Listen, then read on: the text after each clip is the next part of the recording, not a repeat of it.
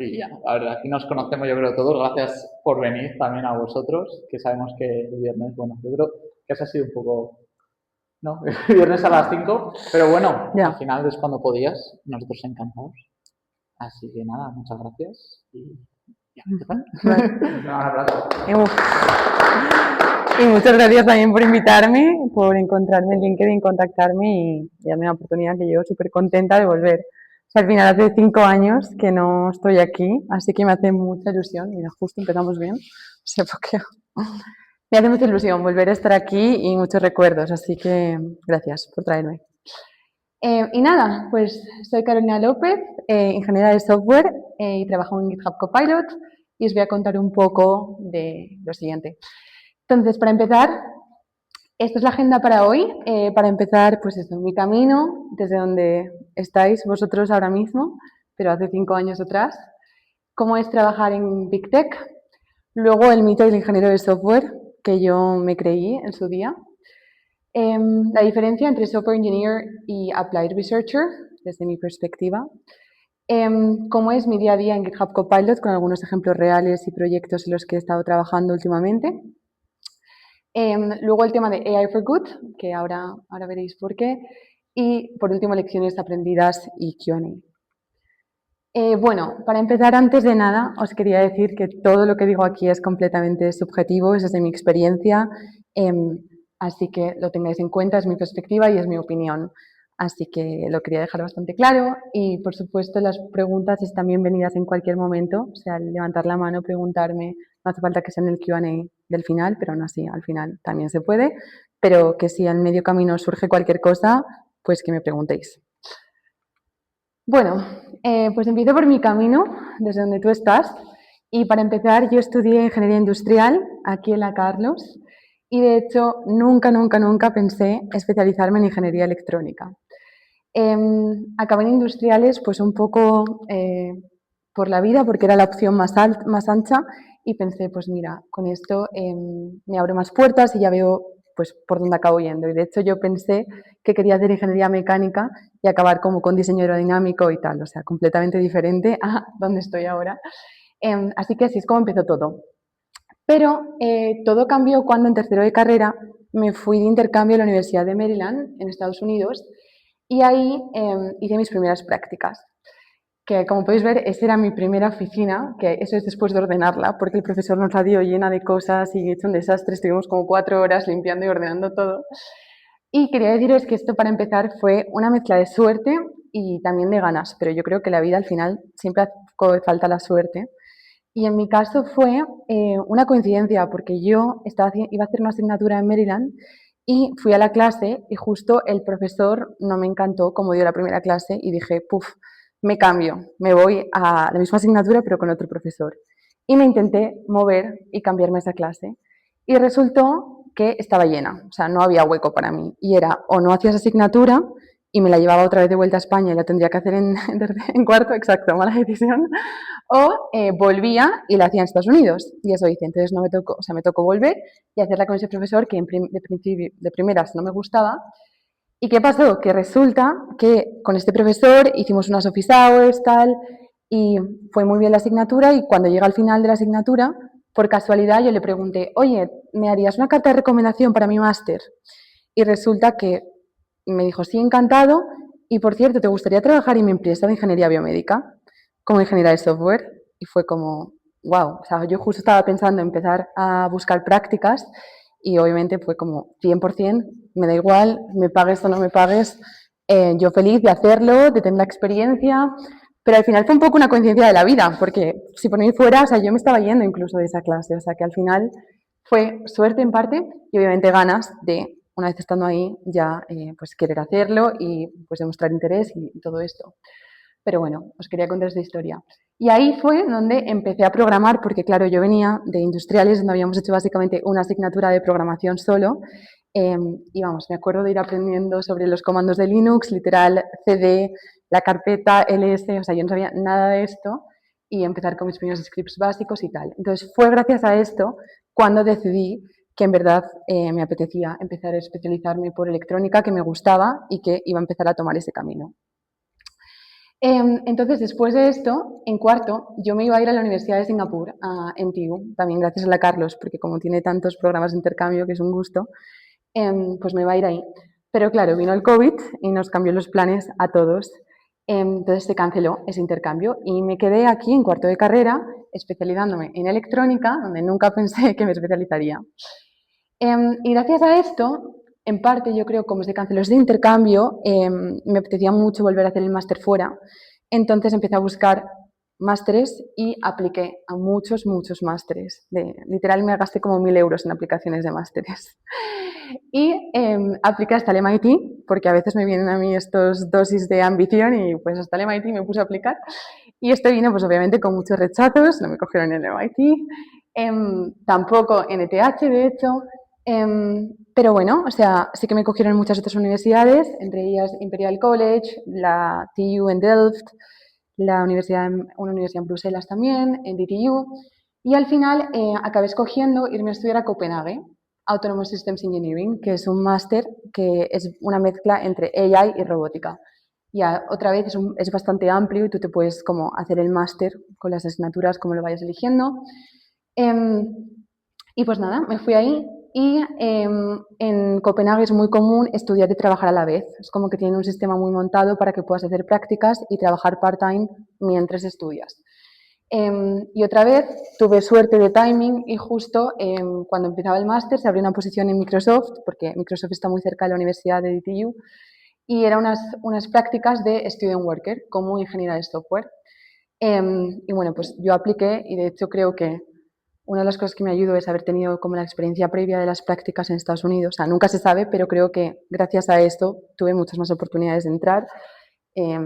Y pues nada, apliqué y al final me llamaron para las entrevistas. En su día yo no sabía nada de Data Structures Algorithms, así que me preparé a full esto durante 3 semanas para las entrevistas. Y bueno, pues al final salió y empecé a estudiar, a trabajar part-time mientras seguía con mi máster. Después, a mí me gusta mucho aprovechar como todas las oportunidades de estudiar fuera que te dan las universidades, porque creo que nunca es más fácil que cuando eres estudiante para hacer estas cosas, porque al final si estás trabajando y te mudas a una nueva ciudad, tienes que conocer a gente de cero, es mucho más complicado, pero cuando estás estudiando es como que ya te ponen, o sea, vas a conocer a muchos estudiantes, tal. Bueno, pues yo, como podéis ver, aproveché todas las oportunidades que tenía y me fui de intercambio a ETH. De hecho, una de las razones por las que elegí DTU es porque había visto que te podías ir a ETH o a NTU, que eran las dos universidades a las que yo había querido ir y no pude en su día. Y entonces, nada, apliqué el Erasmus y me lo acabaron dando en Zúrich. Y ahí me especialicé mucho más en el tema de AI, Computer Vision, Machine Learning y Microcontrollers, también sistemas distribuidos y todo esto. Hola. Y después de esto, de mi intercambio, hice mi master thesis. Entonces, como yo ya estaba trabajando en GitHub, justo el año que estaba haciendo mi tesis, abrieron un programa nuevo en Microsoft, que luego os hablaré de él, con el que puedes hacer tu trabajo de fin de grado, tu trabajo de fin de máster con ellos. Y yo fui la primera promoción que se unió a esta oportunidad. Y yo quería hacer mi trabajo de fin de máster en algo más relacionado con AI y no solo como GitHub, porque en su día estaba trabajando en un equipo de backend engineering, o sea, se llama Test Frameworks y básicamente nos encargábamos como de la salud de Continuous Integration, el CI, como todos los tests que se están raneando para GitHub. Entonces era un equipo que estaba muy lejos de la parte de AI, entonces estuve buscando otras opciones y encontré un equipo en Londres que se llama Microsoft Applied Sciences y al final hice mi TFM con ellos, donde publiqué este paper al final de la tesis, que se llama Latent Directions, a Simple Pathway to Bias Mitigation in Generative AI. Y la idea era ser capaz de generar imágenes sin bias, sin cambiar el prompt, o sea, sin tener que, manteniendo un prompt completamente neutral, como por ejemplo, a picture of a doctor, que pudiera salir una mujer americana negra doctora. Hicimos esto como alterando los embeddings, cambiando el Gaussian noise inicial y nada. Y de hecho este paper me llevó al final a presentar en la conferencia en Seattle, una conferencia que se llama CVPR, no sé si la conocéis, Computer Vision and Pattern Recognition. Es una conferencia muy famosa en el campo. Y de hecho ahí tuve una charla muy inspiradora con un hombre que en su día era el Head of Responsible AI en Meta, que es catalán de hecho, y gracias a él me inspiró mucho a hacer AI for Good, de lo que os hablaré más adelante en la última slide. Bueno, y después de mi máster, al final tuve la oportunidad de o seguir era como intern y unirme al grupo de Microsoft Applied Sciences o seguir con el equipo con el que estaba de GitHub aquel entonces, ir viendo y quedarme en Copenhague, porque con el otro equipo tenía que volver a Londres, tenía que irme a Londres. Y al final decidí pues, seguir con el mismo equipo y ya exploraría más oportunidades para ir moviéndome hacia el campo de AI dentro de GitHub. Y al final, el año pasado fue cuando me moví al equipo en GitHub Copilot, como transferencia interna, básicamente. Y aquí estamos. ¿Alguna pregunta aún? Cuando te fuiste al máster, ¿ibas con beca o ibas sin beca? Iba sin beca. Ibas sin beca. Sí, el máster en Dinamarca es gratuito completamente.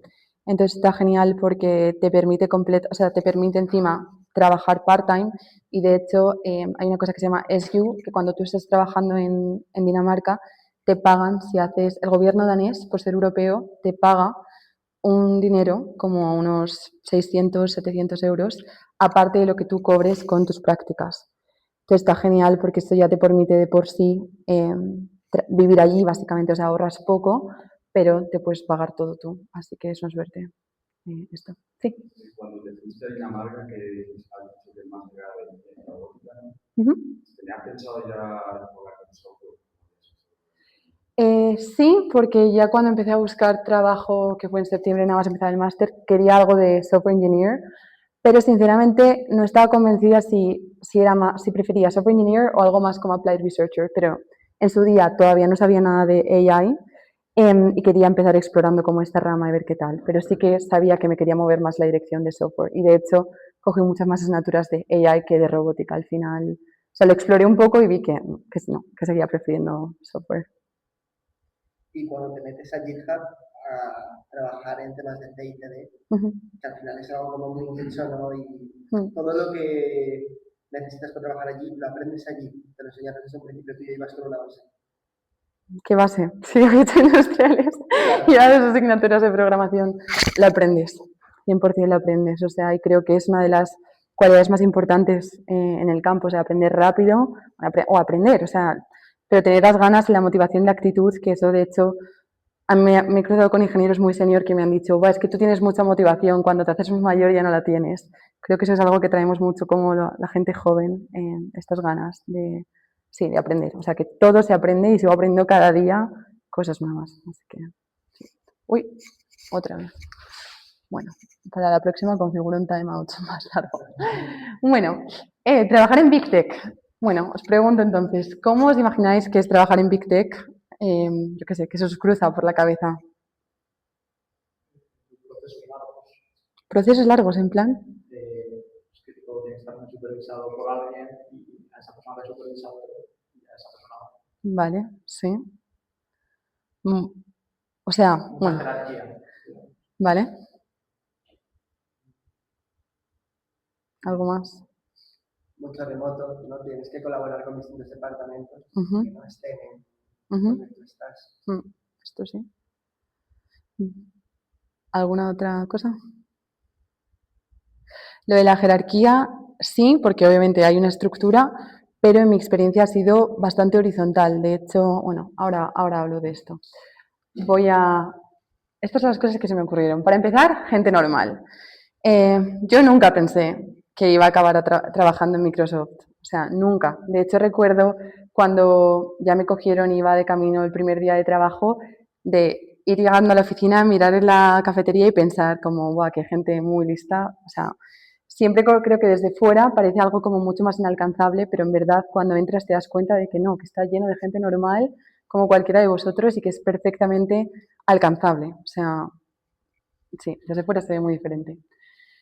Muchos equipos, colaboración súper importante, o sea, al final, sobre todo cuando son empresas tan grandes, necesitas, pues eso, estar en contacto con todos los equipos y alineados, así que muchísima colaboración, como tú has dicho, equipos muy distribuidos por el mundo, muy en remoto, mucha colaboración async en el caso de GitHub, porque al final yo trabajo con mucha gente que está en Seattle, 9 horas de diferencia, pues hay poco overlap de horas.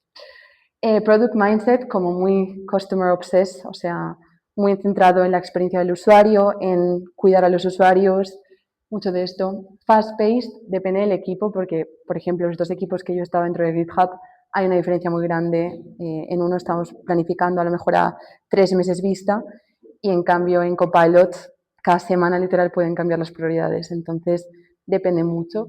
Pero en general, en un espacio más de AI, yo creo que siempre es fast-paced y siempre sí, se tienen que actualizar las prioridades todo el rato, básicamente.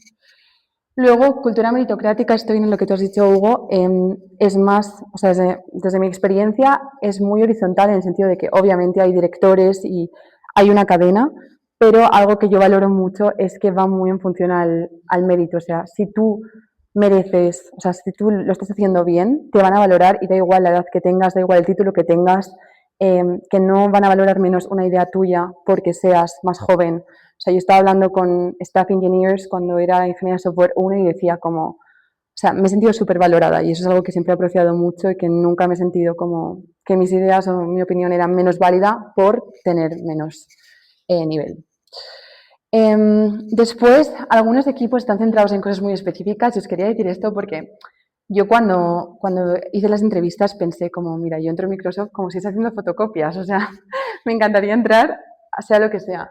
Y me he dado cuenta que en verdad pues hay equipos que quizás no son tan interesantes, o sea, hay equipos súper específicos y a lo mejor desarrollar un nuevo lenguaje de programación para un producto súper específico, o sea, hay muchos equipos, entonces, pues no sé, que a veces no todo vale, ¿no? Y a lo mejor acabas en algo que en verdad no te gusta nada por mucho que estés dentro de una empresa que en principio admirabas un montón. Luego mucha diversidad, creo que esto también lo aprecio mucho, como gente de religiones muy diferentes, de razas muy distintas, y creo que esto siempre es muy bueno, que haya diversidad en las empresas. Data driven, súper importante, o sea, todo el rato estamos con datos, las decisiones se toman en función de los datos, así que súper importante los datos en general. Y luego gran impacto, para bien o para mal, o sea, hay muchísimos usuarios y para bien en el sentido de lo que creas puede tener muchísimo impacto y lo van a usar muchísimas personas, pero para mal, porque cuando algo falla, pues también ves como los gráficos están sufriendo muchos usuarios, pues sí, por un fallo. Después, aprendizaje continuo, lo que hemos hablado, todo el rato es aprender, o sea, pero todo el rato. O sea, yo hace poco sabía casi nada de Kubernetes y me he tenido que aprender un montón para el proyecto y creo que se espera de ti que no vengas con todo hecho. De hecho, se valora mucho más que seas capaz de aprender a que vengas ya con todo sabido. Y bueno, ownership, obviamente, de las cosas que haces al final tienes la responsabilidad, para bien o para mal también. Vale, y ahora quería hablar de eso, el mito que me creí del ingeniero de software. Yo tenía mucho síndrome del impostor. Al principio yo siempre pensaba que tenías que ser súper bueno programando, que si no, no vales. Y creo que no es para nada cierto. O sea, también bueno, pensaba que hacía falta estudiar Computer Science. Y no, creo que para nada. O sea, no hace falta empezar, o sea, saberlo ya de una.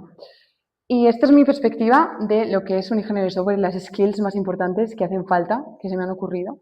Para empezar, comunicación, o sea, es muy importante la visibilidad a la hora, o sea, cuando haces un proyecto, la visibilidad, cómo te comunicas con otros, cómo expones los resultados, que eres capaz de colaborar con otros equipos. O sea, la comunicación es muy importante y puedes ser muy buen ingeniero, muy buen applied researcher, que si no eres capaz de comunicarte bien, quizás no llegas tan lejos simplemente porque no es visible tu trabajo.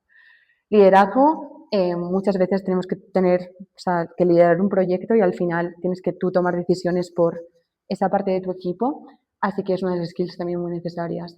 Datos, como he dicho, están por todas partes, luego hablaré más de esto. Resolución de problemas, creo que por suerte nosotros, habiendo estudiado ingeniería y más en España, con lo complicado que es, tenemos mucho ya esta mentalidad de poder resolver problemas. Luego, proactividad, en plan, siempre, bueno, la palabra lo dice, ¿no? Como siempre estar dispuesto a ayudar, a lo mejor si encuentras un bug de una, intentar arreglarlo, creo que es una skill muy necesaria.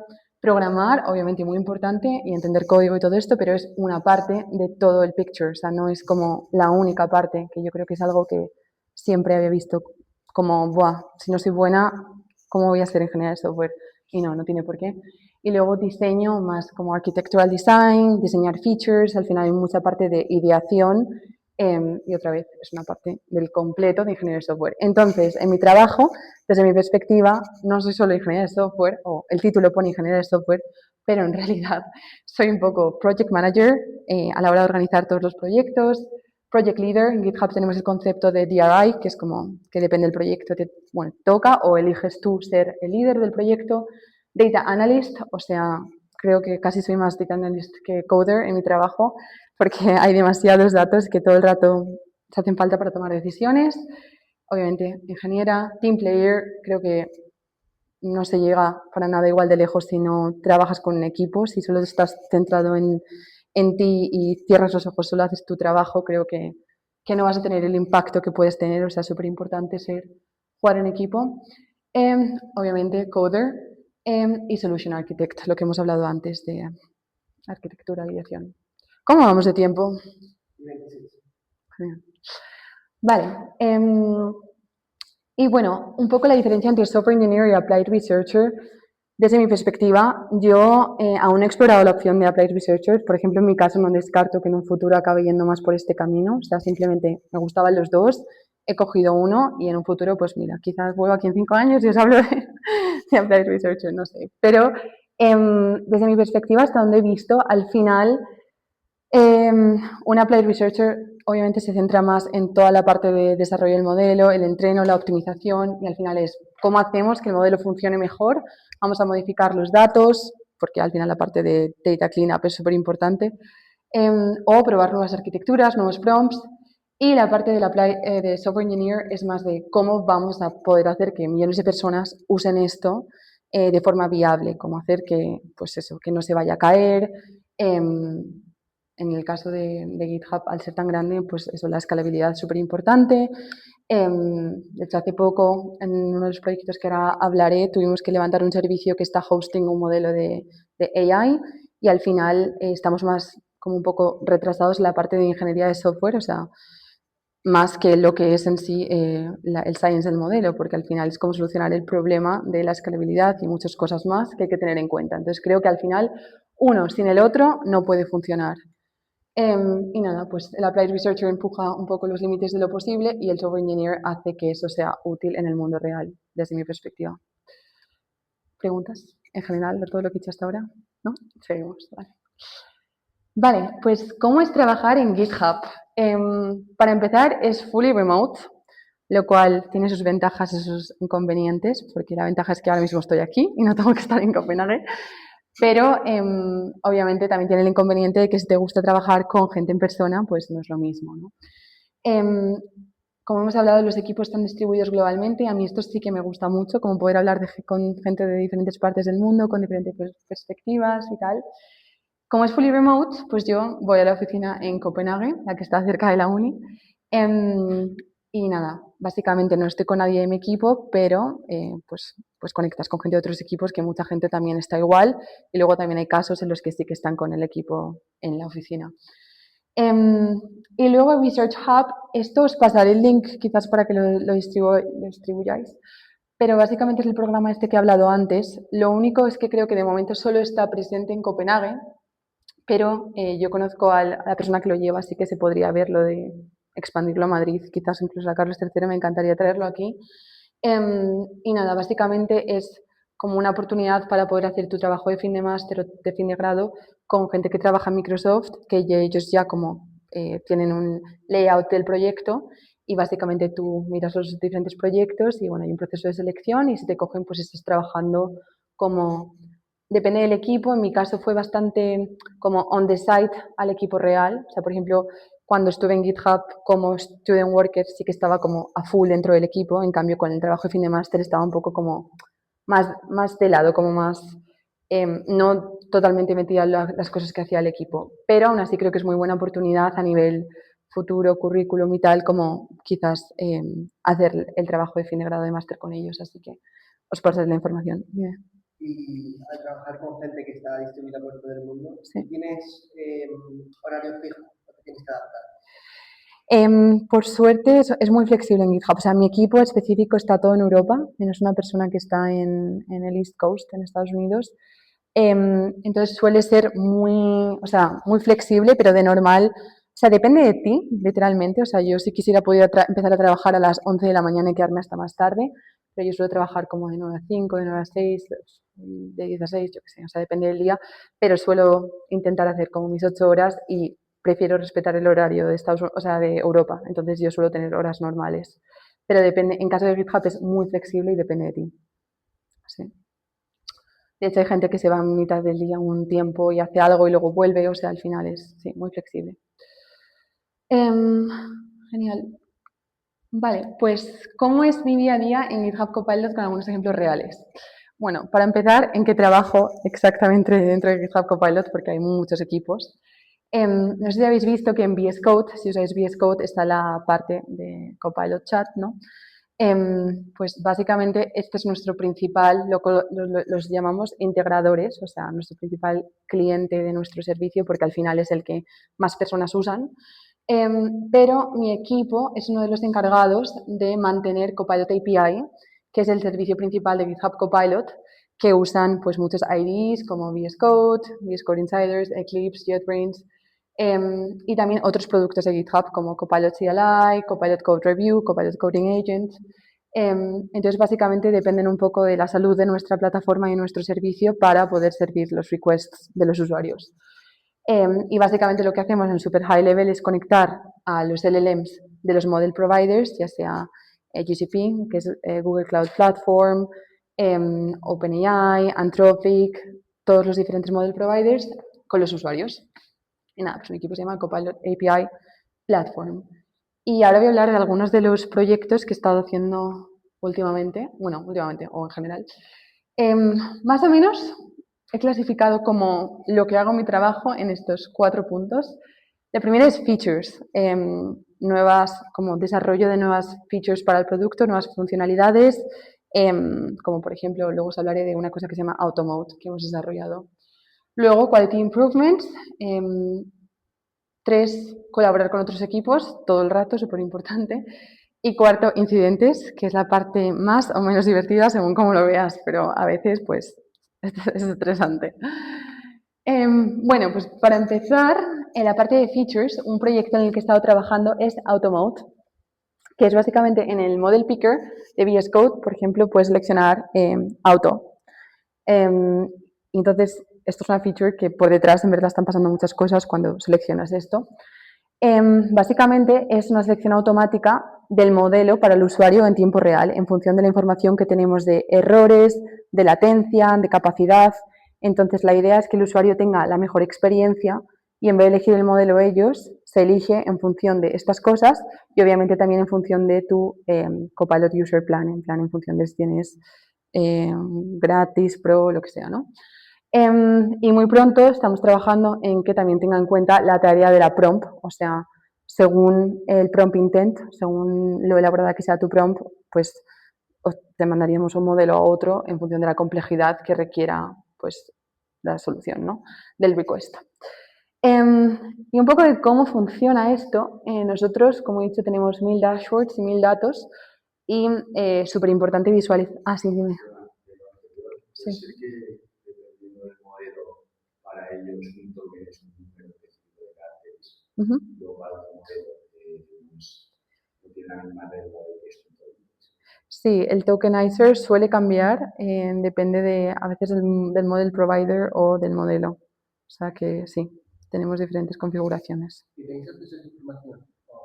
Sí, porque colaboramos muy cercanamente con todos los model providers, porque al final ellos también quieren que los modelos tengan la mejor experiencia posible, por ejemplo en VS Code. O sea, colaboramos mucho con un equipo de VS Code y ellos, por ejemplo, modifican a veces las prompt templates para, según el modelo, alteran un poco la prompt y es muy importante, pues eso, que la experiencia sea lo mejor posible y esto es bueno tanto para los model providers porque su modelo va a ir mejor y va a tener más fama que para nosotros porque queremos que al final se use más VS Code que otros productos. Sí, o sea, que otros competidores. No sé si puedes contar un poco más sobre valorar a qué modelo se ha de mandar el prompt, si eso se hace con otro modelo. Pues algo más sí, justo. Eso se hace con otro modelo que está entrenando un equipo de Microsoft, más en la parte de Science. Y sí, se hace con otro modelo que está entrenado con muchísimos datos. Y estamos ahora en la parte, pues no sé cuánto puedo decir, pero llegará pronto. ¿Tiene que ver esto con lo de que van a empezar a entrenar los modelos con la información interna de los usuarios, de comentarios, pull request y todo esto? No escucho exactamente a lo que te refieres, de que, o sea, vamos, hasta donde yo sé, supongo que algo de la información usábamos, pero no sé exactamente. No, pues creo que va a empezar en una semana. ¿En GitHub Sí, específico? vamos, hay un Pues webinar, no sé si lo quieres apuntar. pues mira, yo no lo he visto esto porque los míos los usan 100% trabajar dentro. Pues sí, puede ser. No, o sea, no sé si exactamente este modelo, pero supongo que algo, sí, algo está muy bien con esto.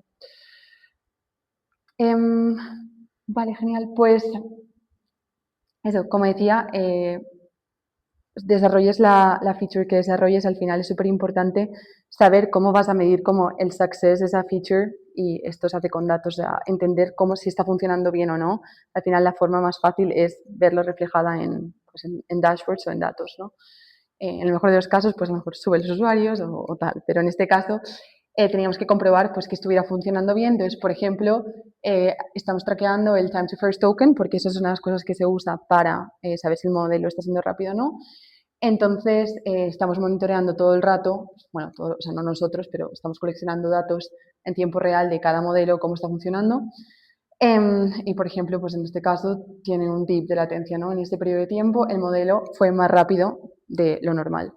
Entonces, en este caso, pues querríamos que el usage de ese modelo como que tuviera mayor probabilidad de ser elegido porque tiene mejor latencia. Entonces, cuanto más rápido el modelo, menos errores y mejor capacidad tenemos de TPMs, o sea, tokens per minute. Tenemos un límite de tokens per minute acordado con cada model provider. Entonces, si llegamos a ese límite porque hemos calculado mal la capacidad, mal porque va a empezar a haber errores o va a haber una latencia mucho mayor. Entonces, es importante tener en cuenta la capacidad que tenemos para cada modelo. Y si esos tres factores se cumplen, bueno, o según se vayan cumpliendo, pues más probabilidad le damos al modelo para ser elegido. Y al final esto pues es literal ingeniería de software, pero aplicada a AI, ¿no? Estamos trabajando con modelos, pero no deja de ser ingeniería de software en el sentido de que tenemos que combinar todos estos factores, o sea, los tres factores hay que encontrar, idear una manera de poder combinarlos para que la feature funcione y reaccione bien en tiempo real. Y esto viene con muchos componentes detrás, incluso con matemática en este proyecto. Pues eso. Y al final lo que ocurre es que, por ejemplo, aquí podemos ver como pues esto durante un día normal, tenemos un count of requests durante el día y en algún momento hay un dip de uno de los modelos, en este caso, pues porque probablemente tuviera errores, habría un incidente con este modelo o tendría peor latencia o lo que sea, entonces el sistema reacciona bien y en este caso baja el count of requests que tiene. Así que esto es un proyecto real, de hecho llevo trabajando en él los últimos 4 meses, así que es una idea de literal lo que hago, lo que miro mi día a día. ¿Alguna pregunta? No. Sí. Ajá. Claro, porque si tú estás en el modo auto, vosotros estimáis a qué modelo elegir, pero si tenéis un montón de usuarios que usan el mismo modelo y estáis a punto de llegar al token per minute, ¿qué hacéis? ¿Te esforzáis a cambiar el modelo? No. Para eso tenemos rate limits, que es como que bloqueas la cantidad de requests, de tokens que el usuario puede mandar. Un momento. Entonces tenemos rate limits in place y después, ¿qué más? Te iba a decir otra cosa, un segundo. O sea, no les bloqueamos así, bueno, contactamos con nuestros model providers para subir la capacidad si es necesario. O sea, al final es muy normal que tengamos user growth y en algún momento estamos hiteando los TPMs. Entonces, de normal, cuando hay un equipo que se dedica a planificar cómo va a ser la capacidad que necesitamos, o sea, a predecir el forecast de este growth y en función de eso ajustar los TPMs que tenemos pactados con el model provider. Muchas veces lo que tenemos que hacer es, si hay un incidente o algo, redireccionamos el tráfico. O sea, normalmente cada modelo tiene diferentes model providers. Entonces, si uno está fallando, Por ejemplo, pongamos que GCP está fallando, pues movemos más tráfico a Anthropic First Party, que es como Anthropic que está sirviendo el modelo. Entonces, al final es mucho también de jugar con eso, o sea, asegurarte de que tus usuarios están teniendo una buena experiencia, ya sea pues, aumentando la capacidad, redireccionando el tráfico o lo que haga falta. Otro de los proyectos en los que he estado trabajando bastante es la parte de Quality Improvement. Al final, la experiencia, sí, mejorar la experiencia del usuario. O sea, hace unos meses como que teníamos peor experiencia en Copilot Chat, los usuarios tenían errores, de repente mandaban una prompt y les venía un error y obviamente a nadie le gusta tener esa clase de experiencia, y menos si te pasa durante lo que llamamos Agent Turn. Agent Turn es básicamente lo que pasa desde que tú mandas la prompt hasta que te acaba la respuesta. Hay un montón de subsequent requests que están pasando entre medias, ¿no? Pues obviamente después de haber gastado no sé cuánto, o sea, en medio de este agent turn, no te gusta que de repente después de esto estar corriendo durante unos segundos se te rompa por un error. Así que invertimos mucho en mi equipo en reducir el porcentaje de errores y de cancelaciones, en incluso hacer mucho data análisis para entender por qué cancelan los usuarios, o sea, qué les ha llevado a querer cancelar. Y en eso, pues, usamos mucho Datadog. Esto es un ejemplo de un screenshot de internet, pero básicamente Datadog es como una plataforma que te ayuda a coleccionar pues, datos en tiempo real, y podemos crear los ingenieros nuestras propias dashboards y monitorear qué está pasando, ¿no? Y pues, por ejemplo, pues aquí el número de requests per second o cuál es el error rate, podríamos ver cuál es el status code de los errores que se está viendo, qué tipo de user plan está siendo afectado, o sea, está afectando solo a usuarios free users, está afectando a business users. Al final hay mucha parte de, ya no solo hay errores, sino qué son esos errores, a quién están afectando, cuándo han empezado a ocurrir. Súper importante también ver cómo intentar correlacionar, han empezado en este momento específico, pues por qué y todo esto. Y bueno, incidentes, lo que veníamos hablando, muchas veces, pues de repente hay una latencia muy alta o tenemos 500 errors, podemos tener un montón de diferentes errores, anomalías de tráfico. Si de repente, por ejemplo, si en un incidente muy grave el número de usuarios, que me lo invento, imaginamos que ya estamos a 3 millones y de repente el número de requests se cae en picado, algo va muy mal. Y en este caso tenemos siempre monitores en tiempo real que avisan a los llamamos first responders, a los ingenieros que están de guardia, y literal, pues de hecho hoy estaba de guardia, he tenido que cambiar en estas 2 horas, me está cubriendo alguien, nada, y te avisan al teléfono, tienes que ir a mirar y a ver qué pasa y resolverlo. Entonces, otra vez es un poco como actuar bajo presión, entender qué está pasando, cómo de grave es, mover el tráfico o lo que haga falta hacer. Otra vez, en plan, reconocimiento de patrones y conectar los datos, y al final es solucionar el root cause, que a veces simplemente es un deployment que ha salido mal, o contactar a los model providers con los que colaboramos. Porque a veces, muchas veces de hecho, es el model provider el que está teniendo un outage. Anthropic está teniendo errores con Cloud Sonnet 4.6 y claro, nosotros como consumimos de ellos, una parte de nuestro tráfico consume de ellos, los errores que estamos viendo nosotros es simplemente un reflejo de los errores que están teniendo ellos. Y esto pasa también muy, muy, muy a menudo. Y sí, pues lo que estaba diciendo, colaboración con muchos equipos. En mi caso colaboramos muchísimo con VS Code, mano a mano, en todo, a nivel de errores que han visto, por ejemplo, de complaints que les ha llegado. Si cualquiera de vosotros abre una issue por un bug, muchas veces nos llega a nosotros directamente. Y en el desarrollo de features en general, muy importante colaborar con ellos. Y los requirements que tienen, por ejemplo, quizás uno de los modelos tiene que estar bajo 200 milisegundos de latencia. Pues al final ellos nos ponen como esta regla y nosotros tenemos que ingeniárnosla para intentar desarrollar un servicio que cumpla ese requisito. Colaborar también con Microsoft Applied Science, por ejemplo, en el caso de Automode, o con todos los model providers que tenemos para cualquier cosa sobre los modelos. De hecho, muchas veces descubrimos un error que ellos todavía no sabían que existían y tenemos canales directamente en los que hablamos con ellos y con sus ingenieros y solucionamos qué está pasando. Y bueno, ya lo he dicho 50 veces, pero trabajamos con hagamos lo que hagamos, trabajamos con muchos datos.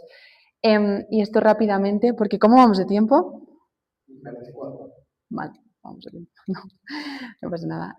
Nada, pues muchas de las herramientas que usamos para que suenen un poco, Splunk, Datadog.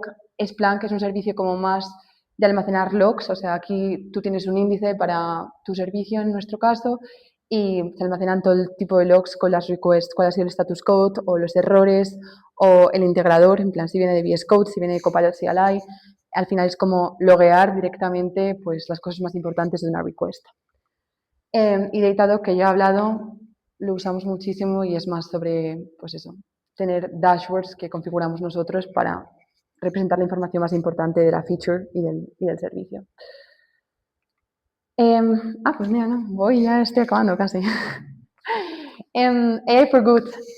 Pues como hablaba antes, al final descubrí este campo, o sea, ya había hecho mi master thesis un poco en este campo, pero me inspiró muchísimo más cuando hablé con el Head of Responsible AI de Meta, que se dedicaba a esto y bueno, unas cosas un consejo de los que me dio fue como, cuando sepas lo que quieras hacer, cuanto antes te muevas a ese campo, mejor, o sea, cuanto antes vayas en esa dirección, mejor.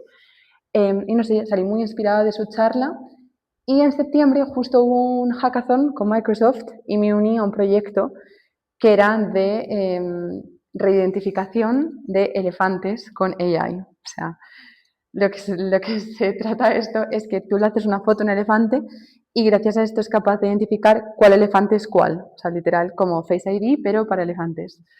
Y esto es muy importante porque antes obviamente se hacía marcadores pues a los animales, ¿no? Los marcaban como físicamente con algo, bueno, y lo siguen haciendo ahora. Y obviamente AI puede servir mucho en esto, con Computer Vision, hacerle una foto y directamente saber cuál es cuál. Y esto ayuda mucho a nivel de poder contar el número de especies para saber cuáles están en danger, a los científicos para estudiar su comportamiento. O sea, es muy útil.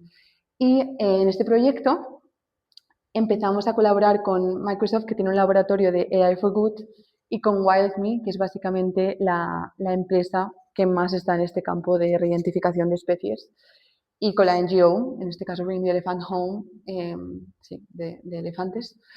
Y nada, pues nada, un proyecto muy guay y no sé si os interesa como el campo de AI for Good, pero en mi caso es como que me inspira mucho el poder hacer algo para una causa buena que ayude al mundo y no simplemente como pues a un producto, ¿no? Como más económico. Entonces yo intento hacer esto en mi tiempo libre. Así que si alguno se quiere unir al proyecto, more than welcome. Y bueno, por último, quería hablar un poco de lecciones aprendidas. Para empezar, en mi caso me ha servido mucho tener mis opciones amplias, mantener las opciones amplias. O sea, empecé por industriales, bueno, a la vez por casualidad de la vida, porque en verdad no sabía. Si hubiera sabido en su día que me gustaba el software, probablemente hubiera hecho ingeniería de software.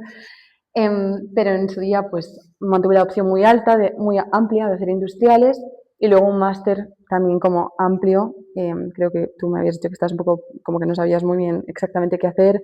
Yo creo que lo puedes descubrir completamente como por el camino. O sea, yo desde el día 1 no sabía cómo quería que fuera mi máster. Y al final, pues me fui dando cuenta, ¿no? En los primeros meses. Después, aprovechar las oportunidades de la vida, pero a veces solo hay que fluir y confiar. Y digo esto porque a mí muchas veces me ha pasado de que la cara que has puesto de confiar. Creo que al final muchas veces no sabes, o sea, puedes pensar que algo te ha ido mal, por ejemplo, cuando me rechazaron a mí de TH o muchos rechazos o cosas que han ido mal, o el caso que os he contado al principio de mis prácticas cuando me salí de la asignatura.